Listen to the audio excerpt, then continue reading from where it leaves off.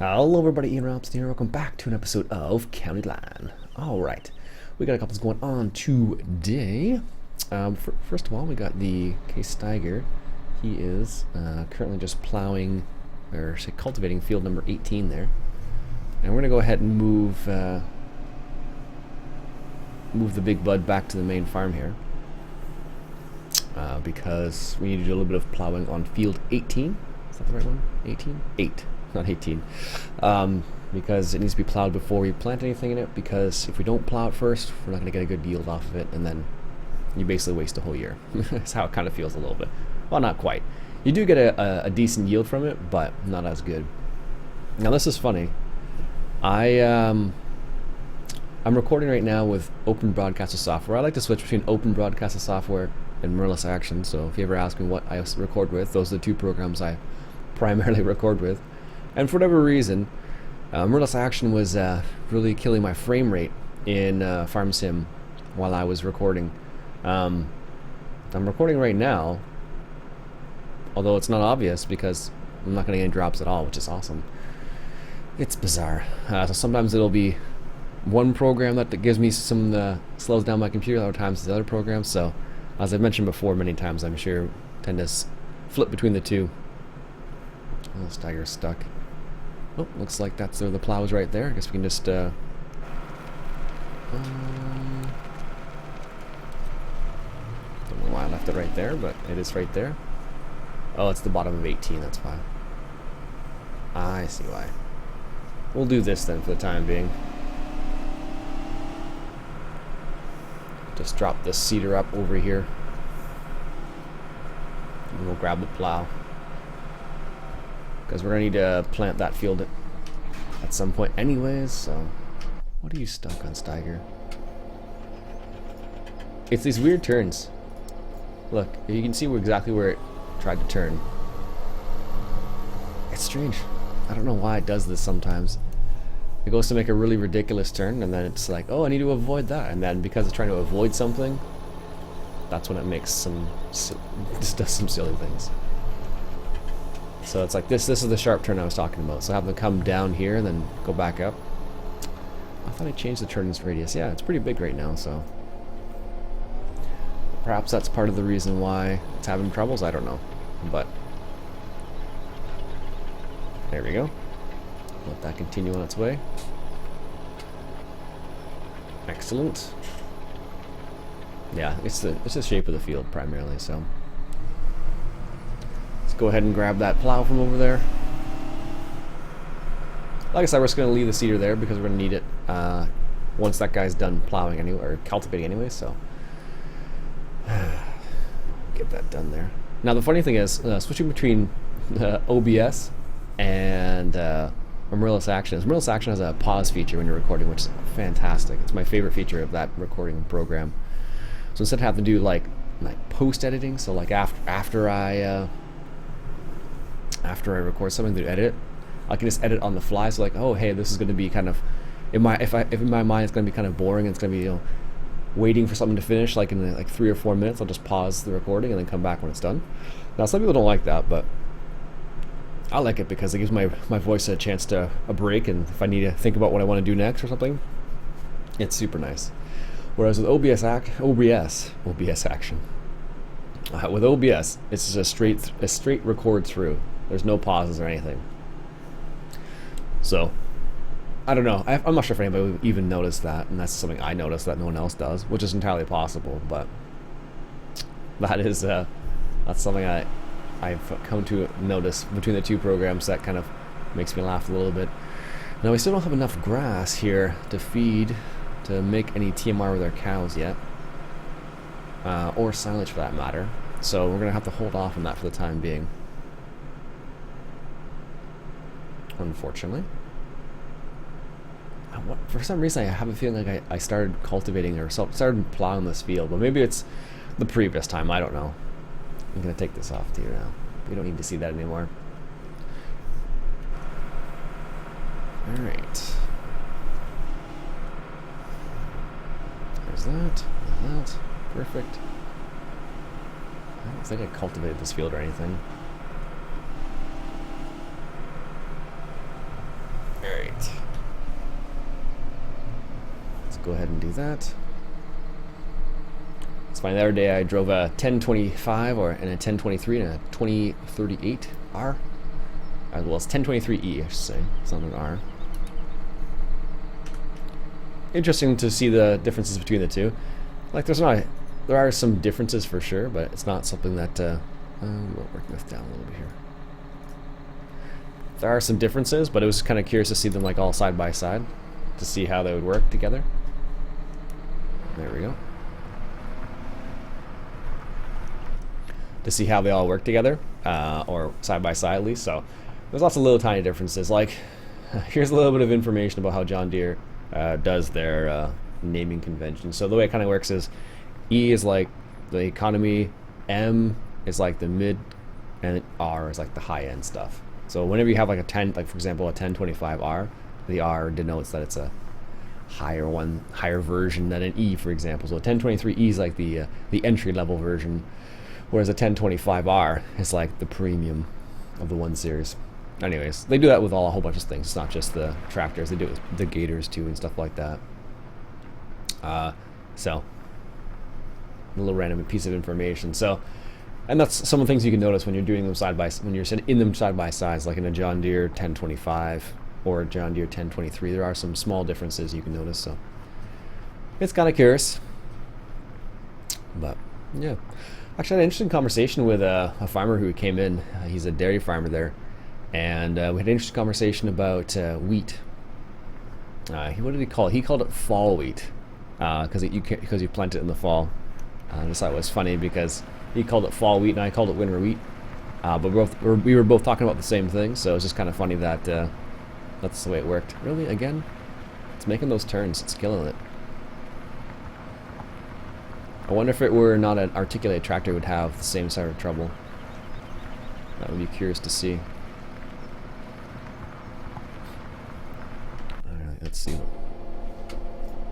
Into the tree again.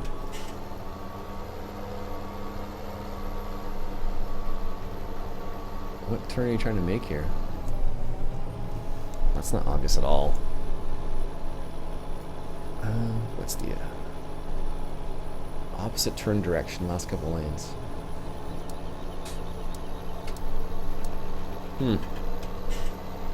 Yeah, I must have been trying to make this turn. No,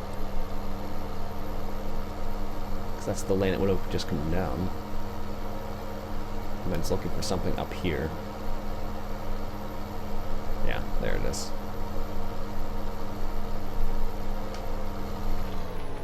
And that's why I was having a hard time. I think it would be easier with bigger equipment, but it's not always the case. And it's the turn at the bottom of the field, not the top, that's giving it trouble. Go figure.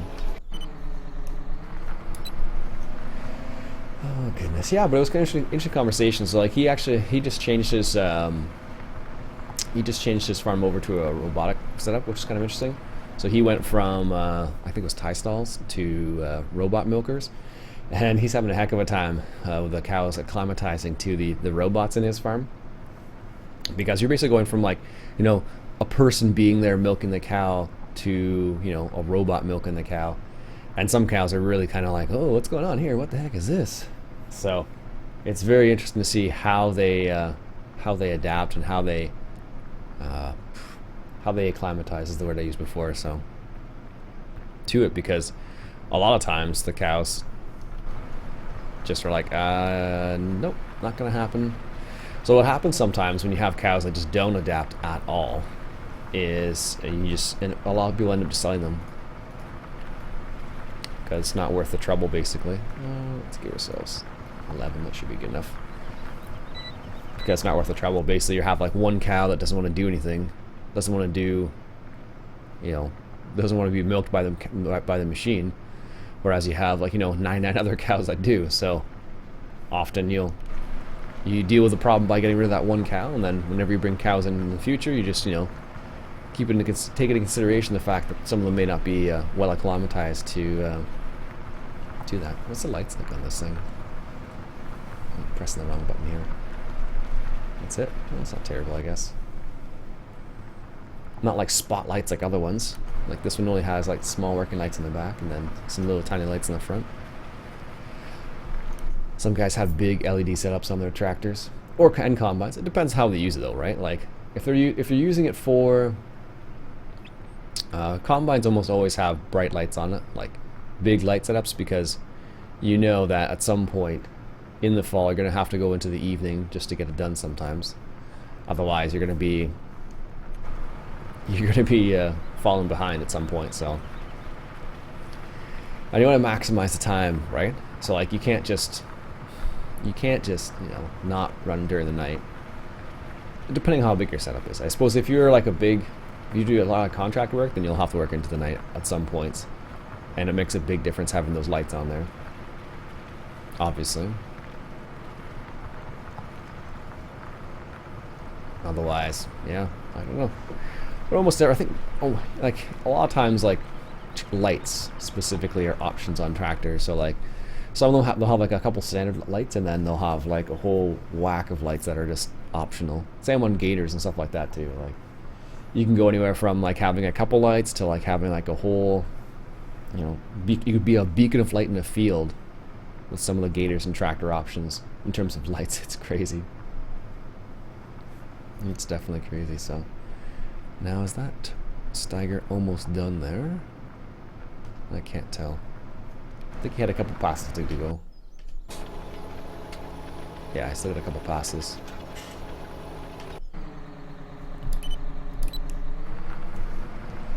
And my sneaky suspicion on the bottom end there's gonna get stuck again. So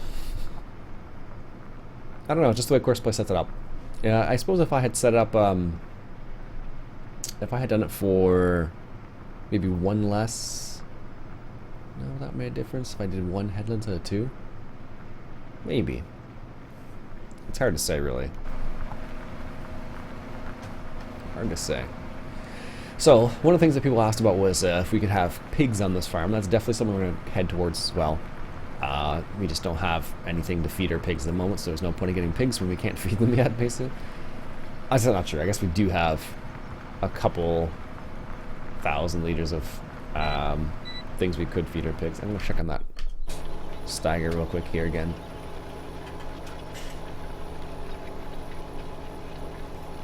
Because I know as soon as he's going to make this turn, he's going to do the same thing again. Thought that wouldn't be a problem, but nope, apparently it is. But I think it's just the way they were making the turn. So they're making here and they're making a big turn like that. I think that's what's causing the problem. So I could... Oh, it's set to automatically go to 14.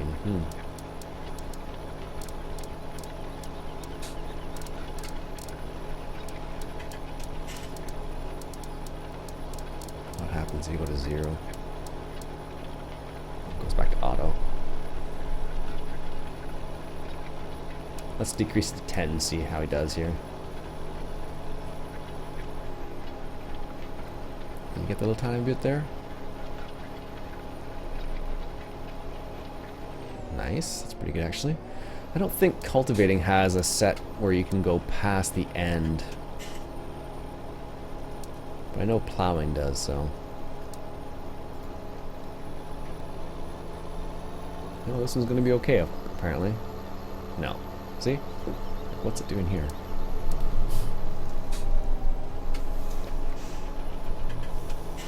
It's like it seems lost. Doesn't know where it wants to go there. It's like, where's the next point? It's like one of those robots from movies where it's like, danger, danger! There you go. Jeez. That should be fine now for the rest of that. Should be in the keyword here. There we go. Perfect. So this is probably the biggest plow you're gonna get. Like you can get the biggest in-game plow, I guess, is what, 10 meters? Like a proper mold board style plow is like 10 meters from the big bud pack. I don't know. I don't think I ever use that thing. Not that I don't like it, I just, I don't know, maybe I just don't like it. Well, there's quite a few things in the big bug pack that I like to use quite often. So, the Great Plains Planter is one of my favorites as well. The flex coil's nice. I like the culti plow, but not in bigger fields. Like this size of field with a culti plow would just be, ooh, just too much.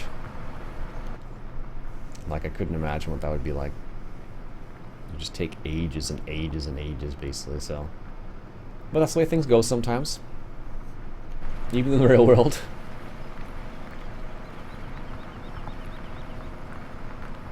Nice.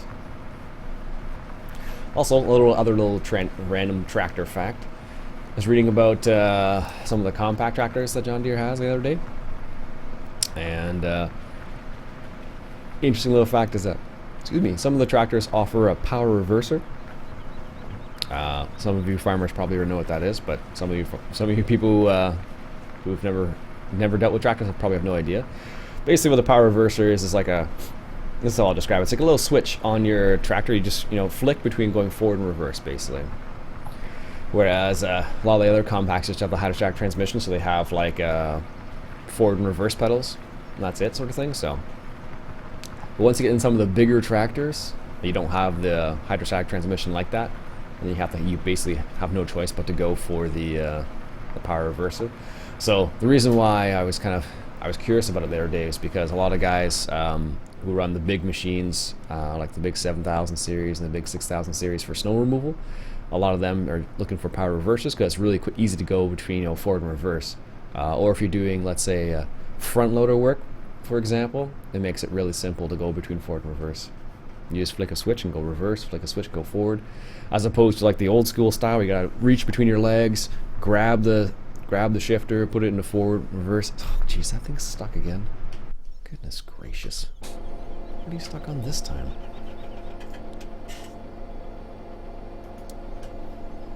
Where did you...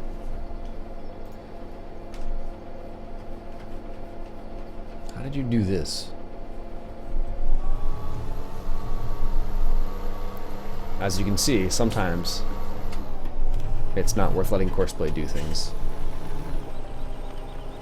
because it's more trouble than it's worth sometimes, like this particular field apparently. But it's strange though, because some fields are perfectly fine, with no troubles at all, and then you get a field like this, and this one is just because of the way just the turns it has to make are super tight, and that's causing problems, I guess, even with two headlands too, which is kind of strange, because you would think with two headlands you'd have enough space to make a proper turn, but apparently it's not enough, and it's giving it grief for some reason, so I don't understand. Ah, jeez Louise. Looks like we have 1, 2, 3 passes left from the looks of it. There we go. Get that finished up down there. It'll be pretty close to being finished for that last pass there. Yeah, because that's the end of the course right there. We're just gonna truck along with this for a quick moment here. So even on this field, I think it'll have less trouble with this field. Let's see here. Field 18, field work, 18. 8. It's not 18 in. We want to set this at 15. Let's see here. Starting location, doesn't really matter. Let's see if this has more problems or less problems.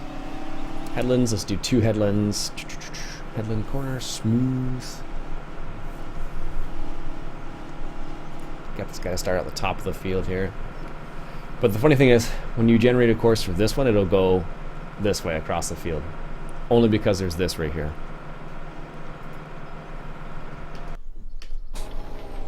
Okay, you made your last turn. Are you going to be fine here now that I've decided to come along here?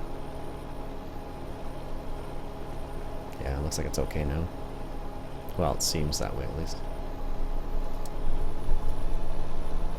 You never can tell with Courseplay. Sometimes it's perfectly fine, other times it's like, no, not happening. Let's just do this. finish off the last little bit ourselves here.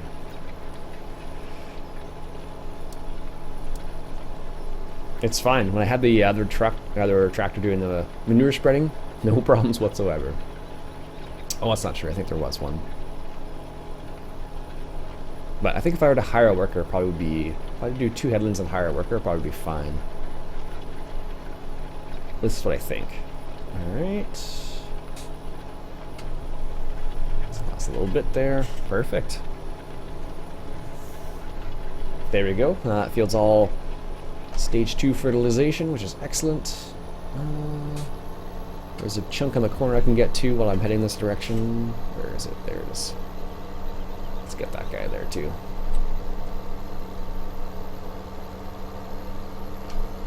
There we go. And that'll be it for me for today, folks, because I need to get to work.